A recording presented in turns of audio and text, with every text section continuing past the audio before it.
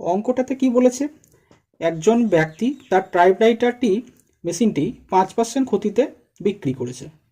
সে যদি 80 টাকা বেশিতে বিক্রি করতো তাহলে তার 5% লাভ হতো। তাহলে টাইপরাইটারটির ক্রয় মূল্য কত? তাহলে এখানে ক্রয় মূল্য যেহেতু বার করতে বলেছে, তাহলে প্রথমেই 5% ক্ষতি বলেছে, 5% ক্ষতি। তাহলে এখানে ক্রয় মূল্য সিপি এবং বিক্রয় মূল্য এসপি। ক্রয় মূল্য তাহলে কত হবে? 100। বিক্রয় মূল্য কত? ক্ষতি বলেছে 95। এবার তার 5% লাভ হতো।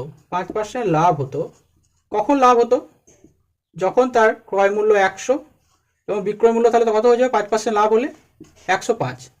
তাহলে বলেছে 80 টাকা বেশিতে বিক্রি করলে তার 5% লাভ হতো। তাহলে 95 আর 105-এর মধ্যে ডিফারেন্সটা কত? ডিফারেন্সটা হচ্ছে 10। এই 10 ডিফারেন্সটা কিসের জন্য?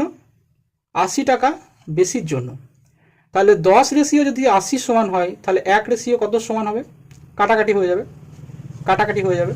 তাহলে 8, 8, তাহলে 8 বেরোলো 1 রেশিও সমান। তাহলে ক্রয় মূল্য চেয়েছে, তাহলে এই 8টাকে এই ক্রয় মূল্যের সাথে গুণ করে দেবো।